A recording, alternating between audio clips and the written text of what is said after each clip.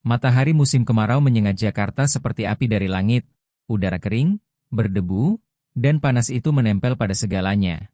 Orang, mobil, rumah, tak ada yang lolos, dan bagiku, bocah 10 tahun bernama Raka Pradana, trik itu hanyalah satu lagi rintangan dalam hidup yang sudah keras sejak awal. Aku anak jalanan yang tak punya rumah tetap, rumahku, tanpa dinding dan atap, berubah tiap hari.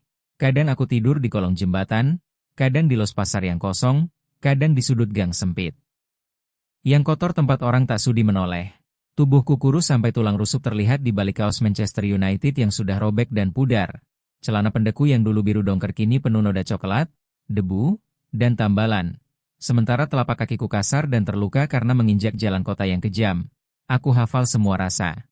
Perihnya pecahan kaca, panasnya aspal, dan lembeknya lumpur bercampur sampah. Tapi meski begitu, ada sesuatu yang berbeda dalam diriku. Mataku gelap, dalam, dan tajam. Selalu menangkap orang, gerak, dan peluang, karena di dunia seperti ini hanya yang waspada yang bertahan. Setiap pagi aku bangun sebelum matahari muncul. Saat jalanan masih sepi, dingin, dan mengantuk, waktu terbaik untuk memulung kaleng aluminium, botol plastik, dan rongsok logam untuk dijual. Aku bergerak tanpa suara menuju kawasan Kaya Menteng dan SCBD Sudirman, tempat orang membuang barang yang masih bisa jadi rezeki bagi orang miskin sepertiku.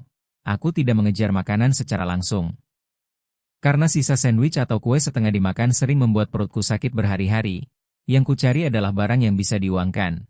Botol plastik, kaleng aluminium, dan potongan logam. Itulah emas bagiku. Aku punya sistem yang bekerja. Aku tahu jalan mana yang jadwal angkut sampahnya kapan, rumah mana satpamnya malas, dan anjing mana yang lebih banyak menggonggong daripada menggigit. Aku bekerja cepat dan cerdas, mengubek tong sampah seperti ahli, memasukkan apapun yang kutemukan ke dalam karung besar yang hampir menyeret tanah di belakangku. Talinya menggesek bahuku yang kecil, tapi aku tak berhenti.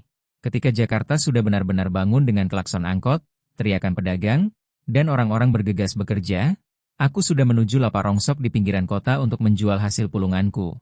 Tempat yang bising dan kotor. Para pengepul berwajah keras menimbang dan membeli rongsok, kaleng, dan botol plastik. Mereka tak peduli siapa yang membawa. Yang penting beratnya.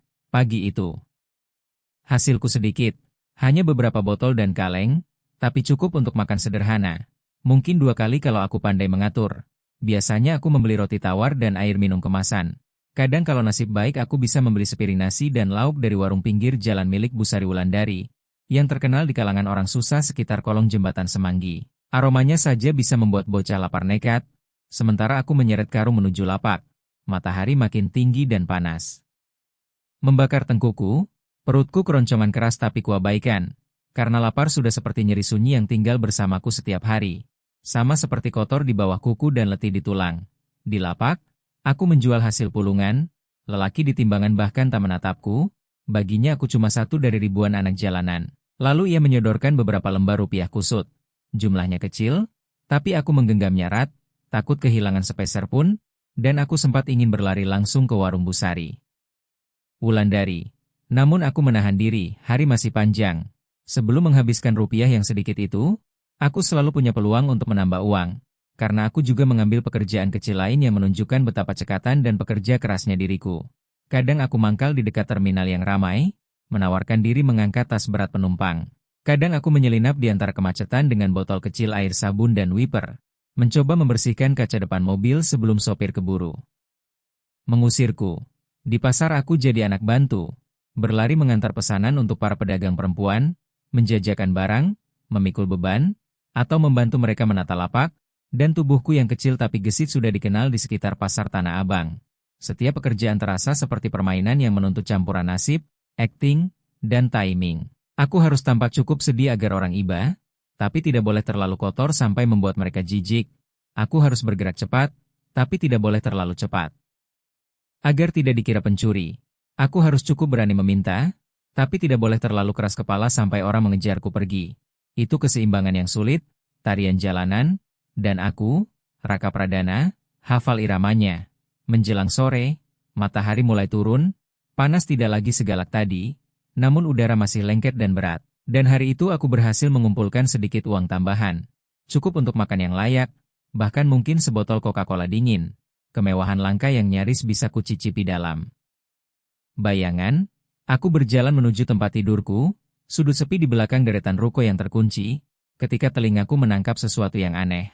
Mula-mula hanya rintihan pelan, nyaris tenggelam oleh suara kota, datang dari arah tong sampah besar di depan bangunan mangkrak.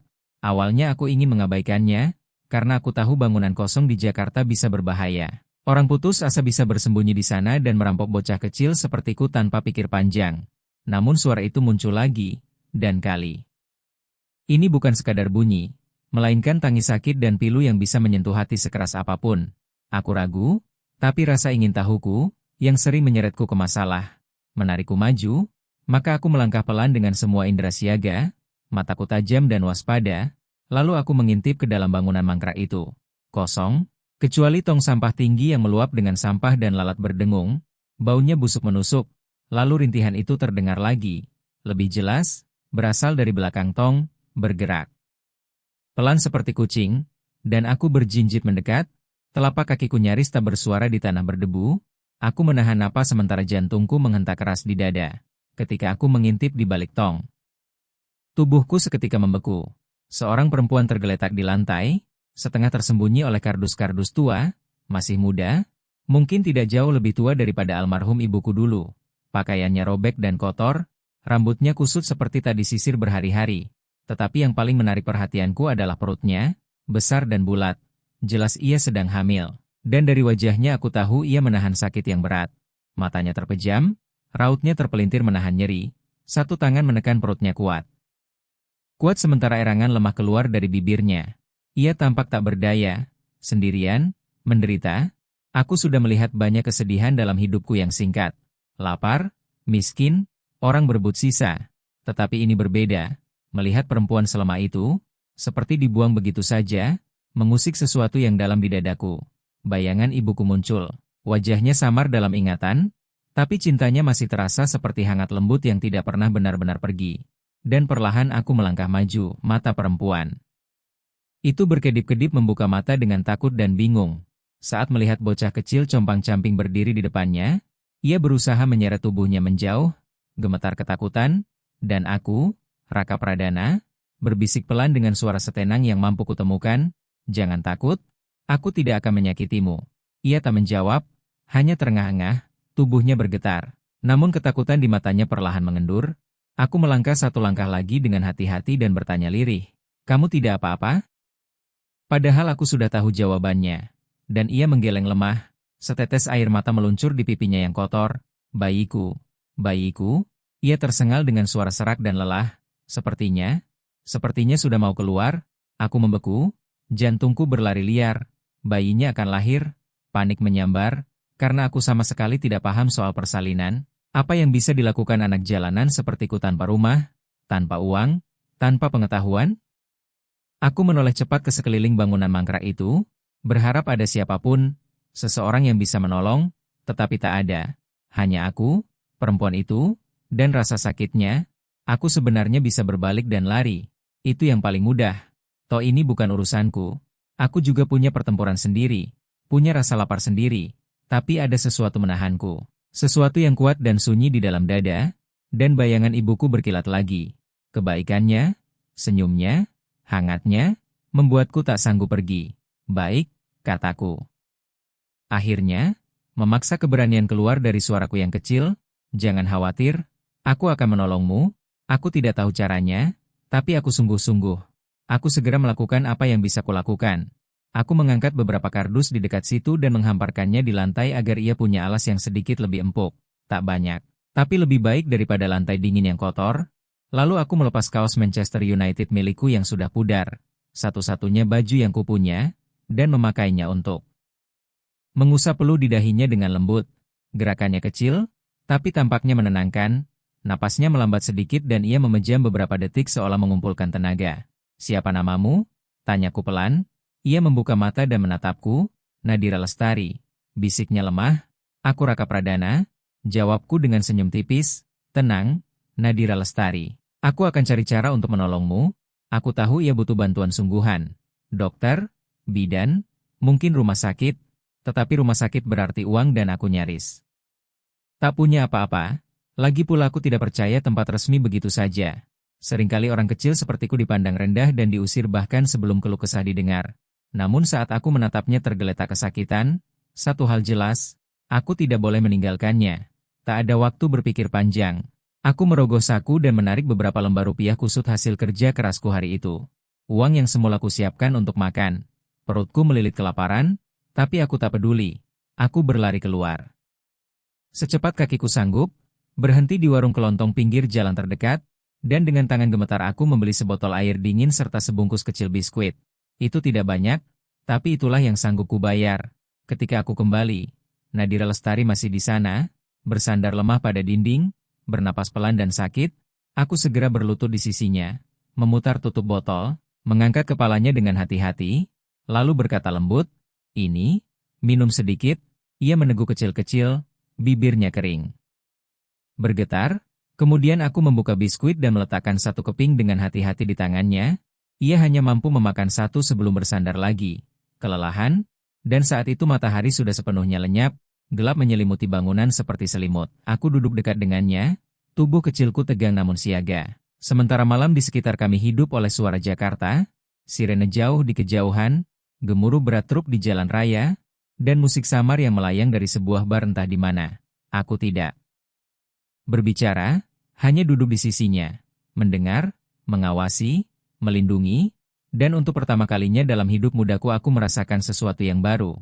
Rasa tanggung jawab yang berat, menekan pundakku lebih dari karung botol dan kaleng yang setiap hari kupanggul. Tetapi entah kenapa aku tidak keberatan. Aku belum tahu saat itu bahwa momen ini, tindakan kecil penuh kebaikan, adalah awal dari sesuatu yang akan mengubah hidupku selamanya. Aku juga tidak tahu bahwa perempuan lemah yang kutemukan di dekat tong sampah itu bukan orang sembarangan. Ia seorang miliarder yang hidupnya dulu penuh kenyamanan sebelum direnggut tragedi dan kehilangan. Dan aku tak tahu bahwa dengan menolongnya malam ini aku tanpa sadar juga sedang menolong diriku sendiri. Melangkah ke masa depan yang tak bisa kami bayangkan. Yang ku tahu hanya satu. Aku telah membuat janji, dan aku, Raka Pradana, tidak pernah mengingkari janji. Aku menatap Nadira Lestari yang terbaring di bawah langit malam dan berbisik pelan pada diriku sendiri. Aku akan menjagamu, dan aku juga akan menjaga bayimu. Kamu tidak akan sendirian, dan di tengah kegelapan itu aku menemukan sesuatu yang murni. Harapan. Seorang bocah yang pernah dilupakan dunia kini berjanji diam-diam menjadi cahaya bagi seseorang di dalam bayang-bayang. Malam di bangunan mangkrak itu terasa tak berujung, gelap, dingin, dan penuh ketakutan. Biasanya kegelapan memberiku rasa aman karena hanya pada saat itulah aku bisa beristirahat, tetapi malam ini berbeda. Setiap bayangan tampak seperti bahaya dan setiap bunyi membuat jantungku berpacu. Decit tikus mengais sampah, teriakan pria mabuk, lolongan sirene polisi entah di mana. Semuanya membuatku terlonjak. Aku bersandar pada dinding bata yang kasar sambil memeluk diri. Tubuh kecilku menjadi satu-satunya perisai antara Nadira Lestari dan bahaya yang merayap di malam. Ia tidak lagi menjerit. Jeritan sakitnya berubah menjadi napas lemah yang bergetar. Sesekali tubuhnya gemetar oleh nyeri lalu tenang kembali. Dan aku mengawasinya dengan dada sesak oleh cemas, merasa tak berdaya, perasaan yang sudah kukenal. Namun kali ini bukan hanya tentang diriku, hidup orang lain kini bergantung padaku. Aku teringat anak-anak jalanan lain yang bergerak berkelompok, mencuri dan berkelahi demi bertahan, tawa mereka tajam dan mata mereka dingin. Dan aku selalu menjauh dari mereka, lebih memilih sendiri di sudut-sudut, tetapi kini untuk pertama kalinya aku berharap tidak sendirian. Berharap ada seseorang, siapapun, yang bisa menolong dan memberitahuku apa yang harus kulakukan. Jam-jam berlalu perlahan, hiruk-pikuk kota memudar sedikit demi sedikit hingga tersisa sunyi dan dengung jauh malam. Udara makin dingin, aku menggigil dan meringkuk untuk menghangatkan diri. Karena kaos Manchester United satu-satunya sudah kuberikan kepadanya. Dingin menggigit kulitku yang telanjang. Namun aku tak peduli, melihatnya terbungkus kaos itu dengan logo pudar yang samar di gelap memberi kedamaian aneh. Entah kapan aku terlelap sampai sentuhan lembut di lenganku membangunkanku. Kelopak mataku berat saat terbuka dan fajar mulai merayap masuk. Nadira Lestari sudah terjaga. Matanya tenang namun lelah. Rasa sakitnya tampak mereda sedikit. "Kamu seharusnya tidur," bisiknya dengan suara serak. Aku menggeleng. "Aku baik-baik saja." Dan ia menatapku lama dengan mata penuh syukur dan duka. Lalu berkata lembut, "Kamu masih anak-anak, kamu tidak seharusnya melalui semua ini." Aku menegakkan punggung dan membusungkan dada. "Aku kuat," kataku, Lebih untuk meyakinkan diriku sendiri daripada dirinya, dan senyum tipis menyentuh bibir Nadira Lestari. Iya, kamu memang kuat. Kami lalu duduk dalam diam, menatap kota perlahan terbangun, sementara lantunan azan yang lembut melayang dari masjid jauh, terdengar damai seolah doa juga untuk kami. Langit berubah dari biru pekat menjadi abu-abu pucat lalu berkilau keperakan, dan aku tahu aku harus bergerak. Nadira Lestari butuh makanan sungguhan, bukan biskuit. Ia butuh tenaga, dan aku harus mencari cara mendapatkan uang lagi, karena beberapa lembar rupiah di sakuku bahkan tidak cukup untuk seporsi makan. Aku harus pergi, ucapku pelan, tapi aku akan kembali, aku janji. Mata Nadira Lestari menggelap oleh cemas. Hati-hati, bisiknya. Aku selalu hati-hati, jawabku dengan senyum kecil agar ia percaya. Lalu aku melangkah keluar dari bangunan mangkrak dengan hati berat. Sebelum berbelok, aku menoleh, Nadira Lestari masih di sana, kecil dan lemah, duduk sendirian dalam cahaya pagi yang kian terang. Kota sudah hidup lagi. Klakson mobil, teriakan sopir, dan kernet angkot yang gaduh memanggil penumpang. Tetapi aku bukan bocah yang sama seperti kemarin. Inderaku kini jauh lebih tajam. Karena aku tidak hanya berusaha bertahan, aku berusaha menafkahi. Pikiran itu menakutkanku sekaligus membuatku bangga. Aku memutuskan menuju pasar induk Ramat Jati. Tempat yang liar, bising, dan penuh denyut kehidupan. Udaranya kental oleh aroma cabai, daging panggang, keringat, dan solar. Namun di tempat seperti itu anak cepat dan cerdas bisa mendapat uang kalau pandai mengambil celah. Aku menerobos kerumunan sambil berteriak, "Bu, biar aku bantu angkat tasnya." Dan, "Pak, ada kerjaan buat aku hari ini." Sepanjang pagi aku berlari ke sana kemari, memanggul keranjang berat, mengambil barang pesanan untuk pedagang perempuan, dan membantu pelanggan. Tubuh kecilku bergerak cepat di antara orang-orang, selalu siaga dan selalu sopan, hingga beberapa pedagang mulai mengenaliku. Ada yang berkomentar, "Itu bocah kecil lumayan, angkutannya cepat." Menjelang siang matahari makin menyengat, pasar terasa seperti api, keringat mengalir di punggungku dan lenganku pegal, tetapi sakuku terasa lebih berat daripada beberapa minggu terakhir. Aku sudah mengumpulkan cukup untuk makan enak, cukup untukku dan Nadira Lestari, maka aku mampir ke warung makan kecil di sudut yang terkenal enak dan membeli 2 porsi nasi hangat. Dengan lauk lengkap, aku memilih nasi uduk dengan ikan goreng untuk masing-masing porsi, ditambah beberapa botol air mineral dan buah-buahan sebagai sedikit hadiah yang kuharap bisa membuat Nadira Lestari tersenyum. Saat aku hendak pergi, mataku tertangkap sesuatu, kios kecil baju bekas, dan di atas tumpukan kain itu ada baju bayi, singlet kecil, dan romper lembut. Aku berhenti menatapnya lama, menghitung uang yang tersisa. Aku bisa saja menyimpannya. Namun bayangan bayi Nadira Lestari yang akan lahir terus mengusik, jadi aku memilih satu piyama bayi warna putih yang lembut, bersih, dan sederhana. Itu tidak seberapa, tapi artinya besar, harapan. Dengan senyum pelan aku membawa makanan dan baju bayi kecil itu menembus jalanan ramai sambil menghindari mobil dan orang-orang. Langkahku terasa lebih ringan karena aku berhasil menafkahi.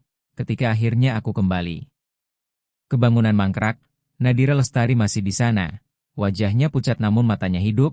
Begitu melihatku, lega membanjiri wajahnya. "Kamu kembali," katanya dengan senyum lemah. "Aku kan sudah bilang," jawabku, senyumku penuh bangga. Dan saat kutunjukkan makanan itu, matanya membesar tak percaya.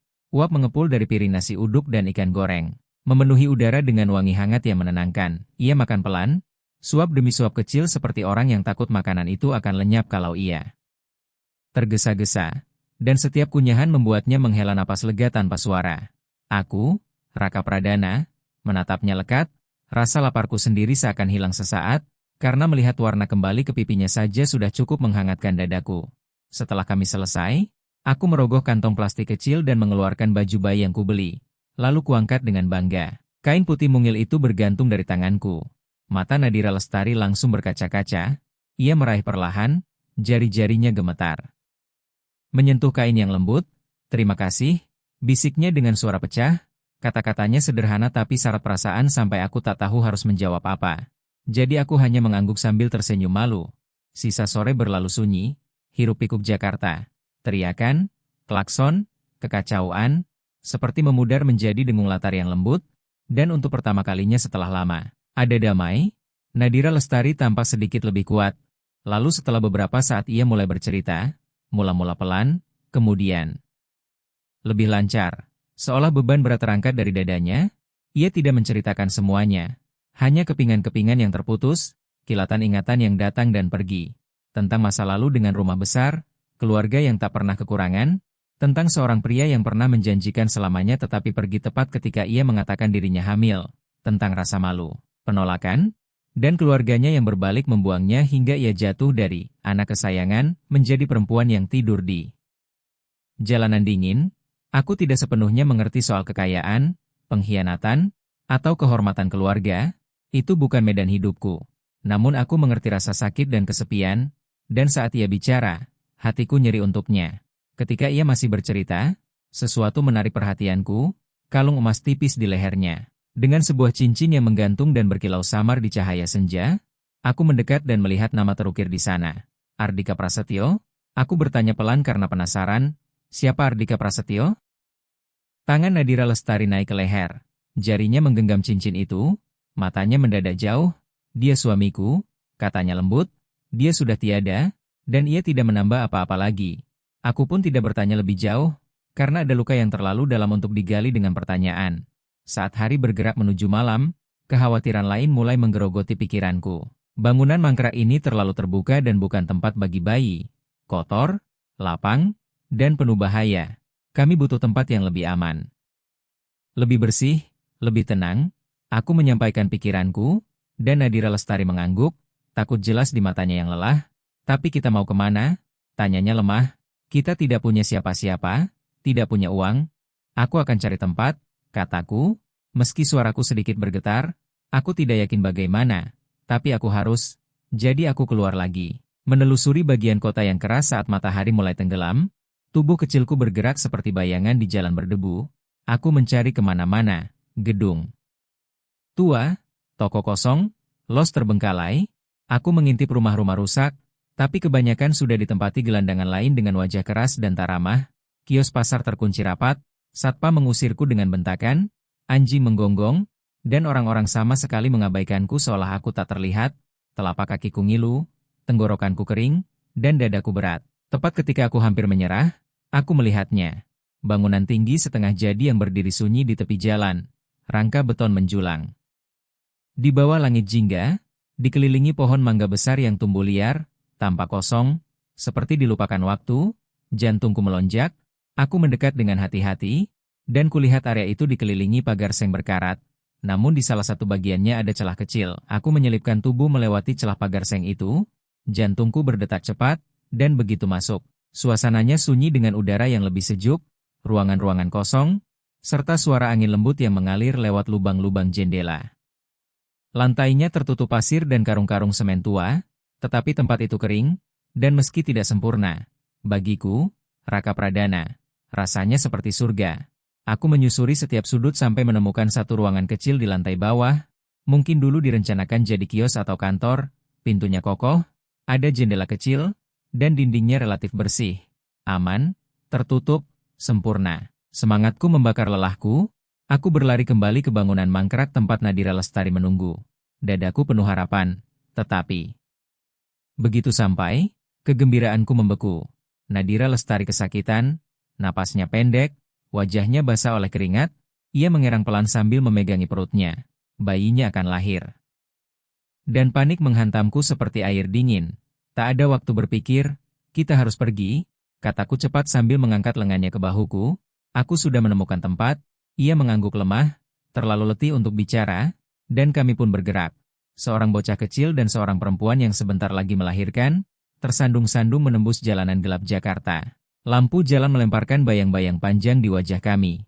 Setiap beberapa langkah Nadira Lestari mengadu pelan, dan setiap kali itu pula aku berbisik, tidak apa-apa, sedikit lagi, tubuh kecilku menegang menahan beratnya, tapi aku tidak berhenti. Aku tidak bisa berhenti, karena ada sesuatu yang kuat dan garam menyala di dalam diriku. Kemauan untuk melindungi, untuk berjuang demi dirinya. Akhirnya kami sampai, aku membantu Nadira Lestari melewati celah pagar. Lenganku gemetar karena tenaga terkuras, lalu di dalam aku menuntunnya ke ruangan kecil yang kutemukan dan membantunya berbaring di atas tumpukan karung semen. Kosong, itu tidak banyak, tapi itu perlindungan. Wajah Nadira Lestari pucat, napasnya cepat dan dangkal, aku berlutut di sampingnya dan menggenggam tangannya, jari-jarinya dingin. Semua akan baik-baik saja, bisikku. Suaraku gemetar namun penuh keberanian. Aku di sini. Aku tidak akan meninggalkanmu. Mungkin aku mengatakannya untuknya. Mungkin juga untuk diriku sendiri. Aku tidak tahu, tapi aku memaksudkan setiap kata. Malam itu, di sudut gelap bangunan setengah jadi, hanya ditemani suara angin dan detak jantung kami. Aku, anak jalanan, menjadi lebih dari sekadar penyintas. Aku menjadi pelindung, teman, dan satu-satunya cahaya di dunia yang seolah sudah melupakan kami berdua. Udara di dalam ruangan beton kecil itu pekat. Pekat oleh bau keringat, takut, dan sesuatu yang mentah serta dahsyat, bau persalinan. Tempatnya gelap dan sempit dengan satu cahaya lemah. Sebuah lilin yang pernah kutemukan beberapa minggu lalu di tong sampah belakang gereja, apinya yang rapuh melemparkan bayang. Bayang panjang yang bergetar di dinding, membuatnya tampak seperti hantu yang menari bersama rasa sakit. Nadira Lestari terbaring di atas karung semen, seluruh tubuhnya gemetar, setiap napas datang bersama nyeri. Setiap teriakan mengoyak malam seperti pisau, ia tidak sekadar kesakitan. Ia sedang bertarung untuk hidup, untuk dirinya dan bayinya. Jeritannya memenuhi bangunan kosong dan bergema pada dinding-dinding yang hampa. Mengerikan sekaligus indah, suara kehidupan baru yang berusaha masuk ke dunia. Aku berlutut di sisi Nadira Lestari, menggenggam tangannya erat. Aku tidak paham banyak soal melahirkan, tapi aku paham ketakutan. Aku bisa merasakan ketakutannya dan ketakutanku sendiri berdegup kencang di dada. Nadira Lestari, kamu kuat? Bisikku dengan suara bergetar. Kamu bisa? Aku di sini. Aku tidak akan meninggalkanmu. Aku mengulanginya lagi dan lagi, berharap bisa menolong. Namun jauh di dalam hati aku tahu kata-kataku terlalu kecil dibanding sakitnya, karena aku hanyalah bocah. Anak jalanan, yang tak punya apa-apa selain lilin, setengah botol air, dan hati yang seperti retak melihat perempuan yang kupedulikan bertarung sendirian. Lalu tubuh Nadira Lestari menegang dihantam nyeri tajam berikutnya. Ia menjerit, punggungnya melengkung, matanya membesar basah oleh takut, bayinya. Ia terisak, suaranya pecah, sudah datang, Raka Pradana. Sudah datang sekarang. Aku membeku, jantungku berdentam seperti genderang, aku tak tahu harus berbuat apa. Aku sudah melihat banyak hal. Di jalanan, lapar, sakit, perkelahian, tapi ini berbeda, ini soal hidup dan mati. Aku menoleh ke sekeliling dengan putus asa, lilin berkedip, bayang-bayang bergerak, dan yang kudengar hanya cerita Nadira Lestari. Aku butuh bantuan, seseorang yang lebih tua, yang tahu apa yang harus dilakukan. Dan tiba-tiba satu wajah melintas di kepalaku. Bu Sari Wulandari, penjual makanan di kolong jembatan Semanggi, yang kadang baik padaku, memberi sisa nasi atau sekadar senyum ketika tak ada orang lain yang peduli. Ia seorang ibu, ia pasti tahu. Nadira Lestari, kataku, suaraku gemetar tapi kupaksa tegas, aku mau cari bantuan, ada seorang ibu, Bu Sari Wulandari, dia akan menolongmu. Mata Nadira Lestari melebar panik. Ia meraih lenganku lemah. Jangan tinggalkan aku. Tolong, jangan pergi. Aku cepat, janjiku. Menelan benjolan di tenggorokan, lebih cepat dari angkot ngebut. Sebelum kamu sempat menghitung sampai 100, aku sudah kembali. Aku sumpah, aku menggenggam tangannya sekali lagi, lalu berlari keluar dari ruang gelap itu, menembus dinding-dinding setengah jadi, dan melesat ke malam. Jalanan Jakarta di malam hari terasa seperti dunia lain. Hiruk-pikuk siang lenyap, kota menjadi sunyi tapi berbahaya. Seperti ada sesuatu yang menunggu untuk terjadi. Udara berbau asap dan got kotor, tapi aku tidak peduli. Aku berlari tanpa alas kaki. Kakiku panas seperti terbakar, jantungku memukul dada, dan dalam kepalaku berbisik, Tuhan, tolong dia. Aku menghindari mobil yang lewat. Sorot lampunya membelah gelap, orang-orang yang masih berkeliaran menatapku aneh, tetapi aku tidak berhenti sampai dadaku terasa hendak meledak. Akhirnya aku tiba di kolong jembatan Semanggi, tempat yang biasanya ramai dengan orang dan aroma gorengan, tetapi sekarang hampir kosong, lapak-lapak tutup dan sunyi. Sampai jauh di depan aku melihat cahaya kecil dari sebuah lampu minyak, berasal dari warung Bu Sari Wulandari. Aku meniprin ke sana dan menggedor pintu kayu keras-keras. Bu Sari Wulandari. Bu Sari Wulandari, tolong. Ini aku. Raka Pradana. Beberapa detik hening, lalu terdengar suara lelah dan curiga dari dalam. Siapa itu? Ada apa? Ini aku, Raka Pradana, yang kadang bantu-bantu ibu. Tolong buka, aku butuh pertolongan. Daun pintu berderi terbuka sedikit, dan Bu Sari Wulandari mengintip dengan mata setengah terpejam karena mengantuk. Raka Pradana, ada apa lagi kali ini? Masalah apa yang kamu buat? Bukan aku, kataku cepat. Suaraku hampir pecah. Ada perempuan, dia lagi melahirkan sekarang. Dia di bangunan mangkrak dekat pohon mangga. Tolong, Bu, dia kesakitan. Aku tidak tahu harus bagaimana. Bu Sari Wulandari mengernyit. Mencoba menilai apakah aku bohong, tapi sekali melihat wajahku, bibir gemetar, mata lebar penuh putus asa. Ia tahu ini nyata, bukan permainan, ini ketakutan sungguhan. Perempuan melahirkan? Tanyanya lirih. Aku mengangguk kuat. Iya, Bu, tolong, dia sendirian, tolong ikut. Bu Sari Wulandari menghela napas panjang. Ia sudah melihat terlalu banyak kerasnya hidup. Lapar, kematian, dan beratnya menjadi ibu. Ia bukan bidan. Tapi ia pernah membantu persalinan keluarganya sendiri, dan hatinya tak sanggup mengabaikan. Tunggu di sini, katanya cepat sambil menutup pintu. Aku menunggu dengan kaki gelisah, air mata panik membakar mataku, lalu pintu terbuka lagi dan Bu Sari Wulandari keluar membawa beberapa barang. Ember berisi air, kain bersih, pisau kecil, sebotol minyak telon, dan sehelai kain besar. Lalu ia berkata tegas, "Ayo, kita berangkat." Antar aku ke dia, kata Bu Sari Wulandari, dan kami bergegas menembus jalanan sunyi bersama-sama. Aku, Raka Pradana, berlari paling depan tanpa alas kaki, terengah-engah, sementara Bu Sari Wulandari mengikuti di belakang dengan langkah cepat namun mantap, dan kehadirannya memberiku harapan. Untuk pertama kalinya malam itu aku tidak merasa sepenuhnya sendirian. Saat kami mencapai bangunan setengah jadi itu, aku mendorong diri melewati celah pagar dan menuntunnya masuk. Lilin masih menyala redup. Dan jerita Nadira Lestari menggema lemah di kegelapan.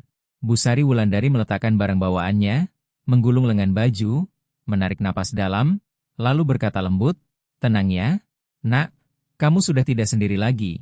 Udara terasa berat dan panas, penuh bau keringat dan ketakutan, dan Nadira Lestari kini bertumpu pada tangan dan lutut. Menjerit saat gelombang nyeri lain merobek tubuhnya, suara yang keluar dari bibirnya sudah bukan kata-kata, melainkan erangan dalam yang mentah, seperti keluar dari dasar jiwa. Bu Sari Wulandari hanya perlu sekali lihat untuk langsung mengambil alih. Ada sesuatu dalam dirinya berubah. Ia bukan lagi sekadar penjual makanan dari kolong jembatan. Ia menjadi ibu, pejuang, bidan, dadakan, dan pemimpin sekaligus. Suaranya tenang tapi tegas memenuhi ruangan.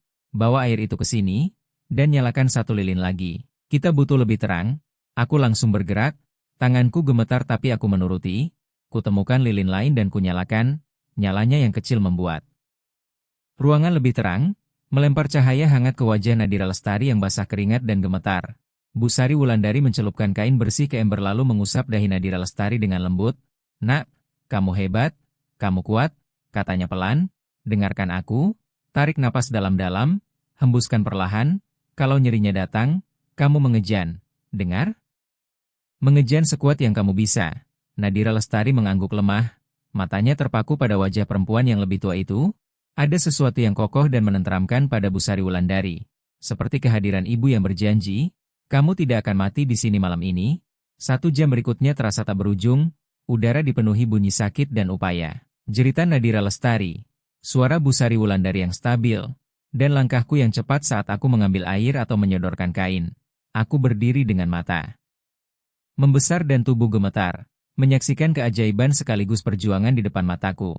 Aku pernah melihat lapar, penyakit, dan kematian di jalanan, tapi ini berbeda. Ini kehidupan yang mentah dan kuat, keras, menyakitkan, namun indah. Lalu itu terjadi. Dengan satu dorongan terakhir yang putus asa, Nadira Lestari menjerit, jeritan yang mengguncang dinding. Dan tiba-tiba sunyi, hanya detak jantung. Lalu sebuah suara kecil memecah sunyi itu. Tangis bayi, tipis dan bergetar, namun kuat, memenuhi ruangan dengan hidup. Air mataku langsung tumpah. Aku bahkan tak mengerti mengapa, hanya tahu ada sesuatu di dalam diriku seperti terbuka. Bu Sari Wulandari bekerja cepat dan hati-hati, membersihkan bayi dengan tangan lembut, matanya lembut tapi fokus, lalu ia mengambil pisau kecil, menahannya di atas api lilin untuk mensterilkan, dan dengan satu gerakan cepat memotong tali pusat, memisahkan ibu dan bayi. Ketika bayi itu dibungkus kain bersih dan diletakkan ke pelukan Nadira Lestari, ruangan terasa seperti tempat suci. Nadira Lestari menunduk memandang wajah mungil yang keriput, tubuhnya bergetar karena lelah, lalu ia tersenyum. Senyum lemah tapi indah yang membuat dadaku nyeri. Laki-laki, bisiknya dengan suara bergetar, aku punya anak laki-laki, lalu ia menatapku melalui air mata. Rasa terima kasih di wajahnya begitu besar sampai menyakitkan untuk dilihat. Terima kasih, Raka Pradana, katanya lembut. Terima kasih. Ia menunduk lagi, mengusap pipi bayi itu dengan ujung jarinya. Lalu setelah jeda ia berkata, namanya Raha Pratama. Ia mengangkat pandangannya padaku dengan senyum kecil. Artinya Tuhan sudah berbuat baik. Itu untukmu, untuk semua yang sudah kamu lakukan bagi kami. Aku tidak bisa berkata apa-apa. Tenggorokanku tercekat, dan yang mampu kulakukan hanya mengangguk dengan mata berkilau oleh air mata. Sementara Bu Sari Wulandari mulai merapikan barang-barangnya dengan gerakan tenang namun pasti. Sebelum pergi, ia menoleh kepadaku, Raka Pradana, lalu memberi beberapa arahan yang jelas. Jaga dia tetap hangat, pastikan dia minum banyak air, jaga tempat ini tetap bersih. Besok aku balik bawa makanan dan perlengkapan lain buat bayi. Ia menepuk bahuku pelan. Berbisik, kamu anak baik, kamu pemberani. Tapi ingat, ini baru permulaan, tidak akan mudah. Setelah itu ia mengangkat barang-barangnya dan melangkah keluar menembus malam. Aroma minyak telon perlahan memudar, menyisakan keheningan hangat, dan untuk pertama kalinya keheningan itu tidak terasa kosong. Ia terasa damai. Dipenuhi napas lembut yang teratur dari Nadira Lestari dan bayi barunya, Raha Pratama. Ruangan kasar yang dingin yang tadi menjadi tempat ketakutan, kini terasa seperti tempat berlindung kecil. Aku duduk di lantai berdebu, punggung bersandar pada dinding, menatap mereka. Nadira Lestari sudah tertidur lelap, lengannya melingkar melindungi Raha Pratama, dan bayi kecil itu pun tidur. Dada mungilnya naik turun. Aku menatap tangan kecilnya, rambutnya yang halus. Cara bibirnya bergerak sedikit saat ia bermimpi. Lalu sesuatu yang hangat dan kuat memenuhi dadaku. Perasaan yang belum pernah kurasakan. Cinta yang ganas dan protektif, membuatku terasa jauh lebih tua dari usiaku. Aku bukan lagi sekadar Raka Pradana si anak jalanan, bukan cuma pemulung yang berusaha bertahan, karena malam ini aku menjadi sesuatu yang lain. Saudara, pelindung, mungkin sosok ayah bagi bayi itu. Aku punya keluarga sekarang, keluarga kecil yang rapuh. Lahir dari perjuangan dan rasa sakit di sudut kota yang terlupakan. Bebannya berat, tapi juga memberi hidupku makna baru. Dan untuk pertama kalinya aku tahu rasanya, menjadi milik. Aku meniup lilin-lilin hingga padam, meninggalkan ruangan dalam gelap yang lembut. Lalu aku berbaring beberapa langkah dari Nadira Lestari dan Raha Pratama. Tubuhku lelah tapi hatiku penuh, dan untuk pertama kalinya setelah lama aku tersenyum sebelum tertidur. Aku seperti pulang. Minggu pertama kehidupan Raha Pratama terasa seperti mimpi suci. Keajaiban kecil yang rapuh di dalam 4 dinding abu-abu bangunan setengah jadi, dan dunia di luar yang bising, keras, dan berbahaya seakan tidak ada lagi bagi kami. Di dalam sana, hidup melambat mengikuti irama cahaya lilin, napas bayi yang halus, dan dengung Nina Bobo Nadira Lestari yang lemah namun penuh kasih. Kasih yang membungkus anak seperti selimut. Sesuai janjinya, Bu Sari Wulandari menjadi tali hidup kami.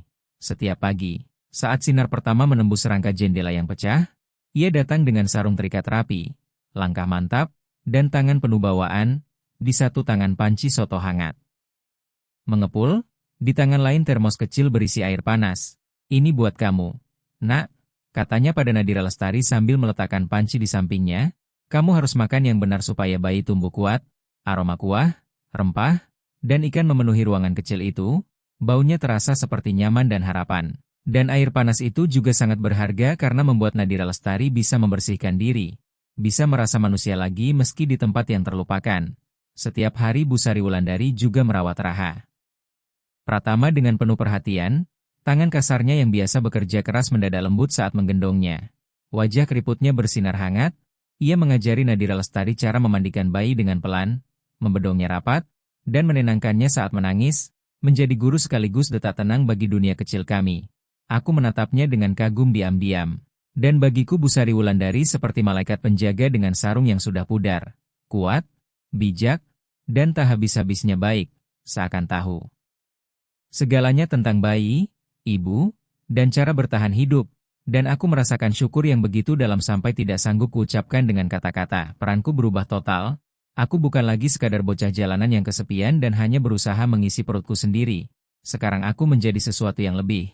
Seorang ayah, pelindung, dan pencari nafkah. Semuanya terkurung di dalam tubuh kecil bocah 10 tahun bernama Raka Pradana, dan beban tanggung jawab itu terasa berat, tetapi kupakai dengan bangga.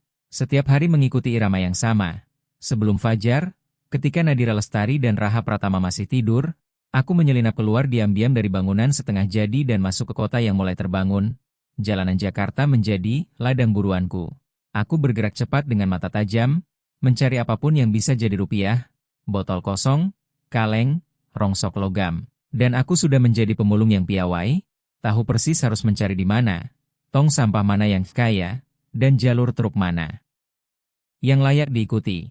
Ketika kujual hasil pulunganku kelapa rongsok, uang receh yang kudapat cukup membuat kami bertahan 1 hari lagi. Lalu aku menuju pasar sambil menghitung penghasilan dengan hati-hati. Membeli roti, segenggam buah, mungkin seporsi nasi dan lauk kalau uangnya cukup, dan air minum selalu wajib. Botol-botol berat yang menggerus bahuku yang kecil saat ku bawa pulang. Keringat bercucuran tapi tekadku tidak goyah. Siang hingga sore aku mengambil pekerjaan serabutan, membersihkan kaca mobil di lampu merah dengan air sabun dan wiper kecil, menyelinap di antara mobil seperti prajurit mini sementara klakson meraung-raung, kadang mengangkat tas penumpang di terminal, kadang berlari mengantar pesanan untuk pedagang perempuan di pasar. Orang-orang mulai memperhatikanku, bocah kecil dengan tangan cepat dan mata jujur. Sebagian mengabaikan, sebagian membentak, tapi beberapa tersenyum dan menyelipkan koin tambahan. Dan karena ketulusanku, aku belajar membaca wajah, kapan harus meminta, kapan harus membantu, kapan harus menghilang. Jalanan mengajariku sabar, berani, dan rendah hati. Menjelang sore, saat kakiku pegal dan perutku kembali keroncongan, aku pulang, dan hadiahku menunggu di balik pagar seng yang rusak itu. Pemandangan Nadira Lestari dan Raha Pratama beristirahat aman, membuat semua lelah terasa pantas. Malam adalah waktu paling bahagia bagi kami. Kami berkumpul rapat di bawah cahaya lilin. Keluarga kecil yang aneh tapi indah. Nadira Lestari menyusui Raha Pratama sambil bersenandung pelan, dan aku duduk di dekatnya makan dalam diam. Mataku penuh takjub melihat jari-jari mungil bayi itu bergerak. Kadang Nadira Lestari bercerita, suaranya lembut dan kata-katanya melukiskan dunia yang tak pernah kubayangkan. Masa kecilnya di PIK, tempat yang dulu hanya kudengar sepintas, ia menggambarkan rumah-rumah besar berlantai mengilap, halaman rapi, dan kolam renang yang berkilau seperti kaca biru di bawah matahari. Ia bercerita tentang ayahnya, pria bangga dan berkuasa yang mencintainya namun terjerat harga diri dan tradisi keluarga, serta ibunya yang baik dan lembut tetapi direnggut sakit terlalu cepat. Lalu dengan mata berkaca-kaca ia menyebut Ardika Prasetyo, suaminya, pria yang namanya menggantung di lehernya pada sebuah cincin kecil berukir emas. Ia menceritakan bagaimana mereka jatuh cinta, menikah diam-diam, dan menikmati beberapa bulan yang indah sebelum tragedi datang. Suaranya bergetar saat ia berkata Ardika Prasetyo meninggal dalam kecelakaan mobil yang ia yakini bukan kecelakaan. Ia yakin keluarganya sendiri berada di baliknya, menghukumnya karena menikahi pria yang mereka anggap tidak layak. Mereka bilang dia mengincar uang ayahku. Bisiknya gemetar, tapi mereka salah. Raka Pradana, dia mencintaiku, sungguh. Dan setelah kematiannya, Nadira Lestari baru tahu dirinya hamil, namun bukannya menolong, keluarganya justru sepenuhnya berbalik. Mereka memutus hubungan, mengusirnya, dan membiarkannya menderita sendirian dalam keadaan hamil di jalanan Jakarta. Aku tidak memahami semua pembicaraan tentang kehormatan keluarga atau kelas sosial, tetapi aku memahami rasa sakit. Dan aku melihatnya di mata Nadira Lestari setiap kali ia menyinggung masa lalunya. Aku mengagumi kekuatannya. Meski kehilangan begitu banyak, ia menolak menyerah. Hari-hari berubah menjadi minggu, dan tak terasa sebulan berlalu, perlahan hidup menemukan ritmenya kembali. Ruang penyimpanan yang dulu dingin dan kosong kini terasa seperti rumah. Aku, Raka Pradana, memakai keahlian memulungku untuk memperbaikinya. Selembar tikar tua untuk lantai, peti kayu kecil jadi meja, dan beberapa pakaian bekas dijadikan tirai. Tempat itu masih miskin dan kasar, tetapi itu milik kami. Keluarga kecil yang bersembunyi dari dunia, mencoba membangun kehidupan baru. Aku mengubah ruang kosong itu menjadi sesuatu yang hampir terasa rumah, menemukan potongan busa tua yang dibuang dekat tempat sampah, menggosoknya sampai bersih, lalu menutupinya dengan kain sehingga menjadi kasur kecil untuk Nadira Lestari dan Raha Pratama. Untuk sementara, kami menikmati momen-momen damai yang membuat semua perjuangan terasa pantas. Pertama kali Raha Pratama tersenyum, menampakkan senyum kecil tanpa gigi. Aku dan Nadira Lestari tertawa sampai air mata mengalir. Pertama kali tangannya yang mungil menggenggam jariku, gelombang cinta menerjang dadaku begitu kuat hingga hampir menakutkanku. Dan pada momen singkat itu dunia di luar tak berarti apa-apa. Kami adalah keluarga. Aneh, rapuh, namun bahagia. Tetapi kebahagiaan kami selalu membawa bayang-bayang. Ketakutan akan ketahuan, karena bangunan setengah jadi yang melindungi kami adalah berkah sekaligus jebakan. Aman, ya, namun juga tanah terlarang. Kami penghuni liar yang bisa diusir kapan saja. Ketakutan itu menjadi nyata pada suatu siang yang terik ketika aku pulang dari pasar.